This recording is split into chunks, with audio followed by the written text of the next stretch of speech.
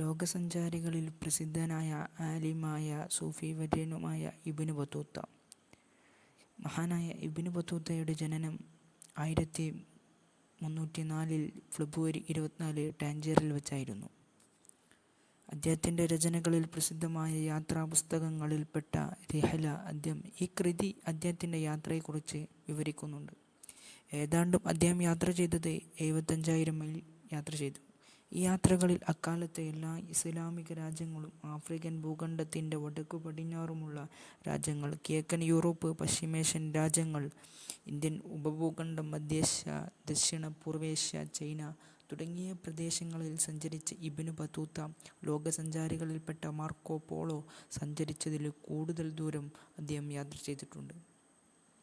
ഇബ്നു ബത്തൂത്തയുടെ സഞ്ചാരങ്ങളുടെ പ്രേരകമായി ചൂണ്ടിക്കാട്ടപ്പെടുന്നത് ഷാദുലിയ ത്വരീഖത്തിൽപ്പെട്ട സൂഫി മാർഗത്തിലെ വഴികാട്ടി ബുർഹാൻ ഉദ്ദീൻ എന്ന ശൈഖിലേക്കാണ്.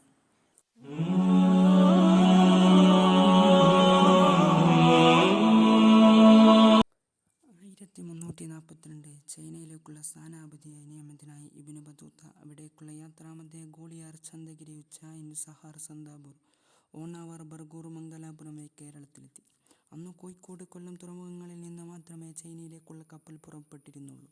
അദ്ദേഹം മലബാറിനെ വിളിച്ചിരുന്നത് മുലൈബാർ എന്നാണ്. നിറയെ വൃക്ഷങ്ങളും കൃഷിയുമുള്ള ഒരു പ്രദേശമെന്നാണ് ഇബ്നു ബത്തൂത്ത കേരളത്തെ പറ്റി ആദ്യം എഴുതിയിരുന്നത്. സഞ്ചാരികൾ അതിഥി മര്യാദയോടെ അവിടുത്തെ ജനങ്ങൾ സ്വീകരിച്ചിരുന്നു. കോഴിക്കോടെത്തിയ ഇബ്നു ബത്തൂത്ത ഇതൊരു മികച്ച തുറമുഖ പട്ടണമെന്നാണ് വിശേഷിപ്പിച്ചിരിക്കുന്നത്. ലോകത്തിൻ്റെ എല്ലാ കോണുകളിൽ നിന്നുള്ള വ്യാപാരികളെയും സഞ്ചാരികളെയും അദ്ദേഹം അവിടെ കണ്ടു. മലബാറിലെ ഏറ്റവും ഭംഗിയുള്ള പട്ടണമായിരുന്നു കൊല്ലം.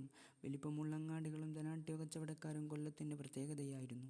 ചൈനയിലേക്കുള്ള യാത്ര ഉപേക്ഷിച്ച് ഇബ്നു ബത്തൂത്ത സന്ദാപൂർ സന്ദർശിച്ച് വീണ്ടും 1344 ജനുവരി 2 കോഴിക്കോടെത്തി.